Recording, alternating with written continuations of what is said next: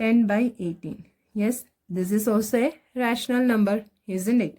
If you are going with 4 by 7 into 2 by 3, here how much we are getting? 8 by 21. Yes, this is also a rational number. Here also it is satisfying the condition. Now, next one, division. We are moving with division. Two rational numbers, if we are dividing, means whether we are getting a rational number or not, we will be checking. Okay, 2 divided by 3, 2 by 3 divided by 4 by 3. So we know that if we want to divide, what we need to do? We need to take the reciprocal. So what it will come?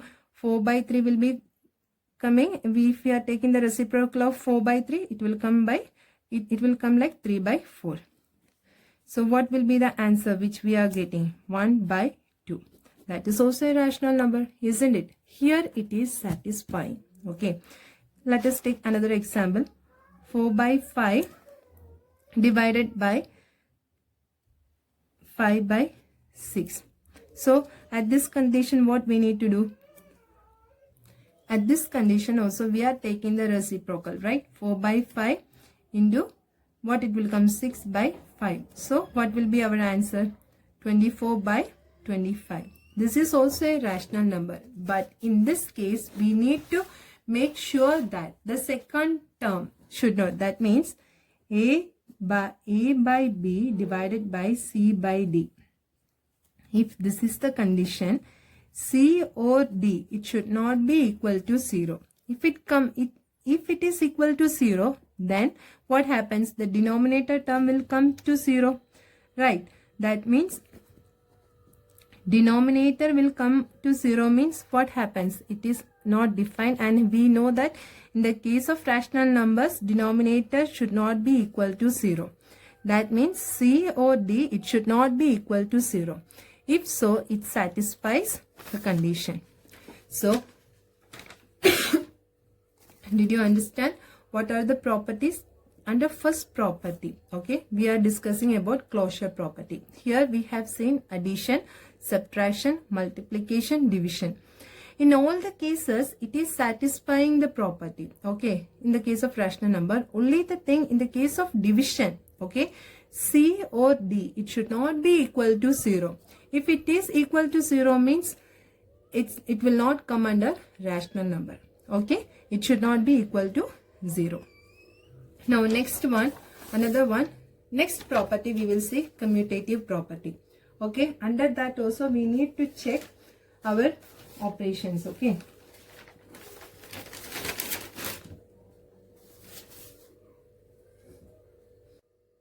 so our second property is commutative property. See, in the case of whole numbers, we have learned, do you remember that A plus B equals to B plus A? We have learned in our previous class. The same thing only in the case of rational number also. Here also we need to check whether it is satisfying all the conditions in the case of addition, subtraction, multiplication and division. So in the case of addition, if we are taking, that means A upon B plus C upon D equals to C upon D plus A upon B. We need to check with an example. That means here the first one is addition, right? And here A by B plus C by D, which is equals to C by D plus A by B. Let us check this with an example. For example, if I am taking, okay, 2 by 3 plus 8 by 3. We need to prove that this one should be equal to which one? 8 plus 3 plus 2 plus 3. Let us check first with left hand side. What will come here? The answer 2 by 3 plus 8 by 3 means how come we can write 10 by 3, right? And what will be the answer in the right hand side? 8 plus 2, 10, 10 by 3. So these two are equal. That means A plus B plus C by D, which is equals to C by D plus A by B. Okay. So addition is satisfying in the case of rational numbers under commutative property. Okay. Now next one, subtraction. Okay.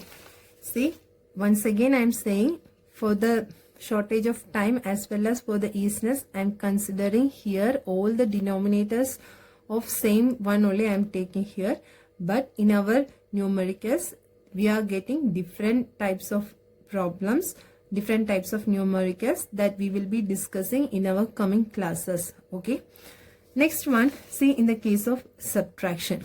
That means, see, A by B minus C by D, which should be equal to C by D minus A by B. Let us check whether these two sides are equal or not equal. We will take with one example. Okay. Same example we are taking. 2 by 3 minus 8 by 3. So here what it will come? 8 by 3 minus 2 by 3. So what will be our answer? 2 minus 8. Here denominators are same, but here what will be the answer? Minus 6 by 3 will be coming here. And here what it will come? 6 by 3 will come in the right hand side. So is these two are same? No, it's not same, right? So in this case, under subtraction, commutative property is not applicable. It is not satisfying this condition. Okay. Now, see, that means under subtraction, A by B minus C by D, which is not equal to C by D minus A by B. Okay. Now, next one, multiplication.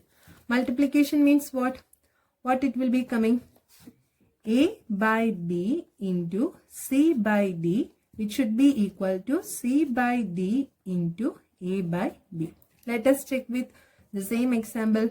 2 by 3 into 8 by 3, which equals to 8 by 3 into 2 by 3. Here we are checking with left hand side and right hand side. Okay. So what it will come here? Here 16 by 9 will be coming. Here how much it will come? Here also 16 by 9 will be coming. So at this condition, it is satisfying, right? Because we are getting both left hand side equals to right hand side. Isn't it? Now we are moving with the next one. So in the case of multiplication also, this is satisfying the condition. Are you clear, students? Now we are moving with division. Division means what? A by B divided by C by D, which should be equal.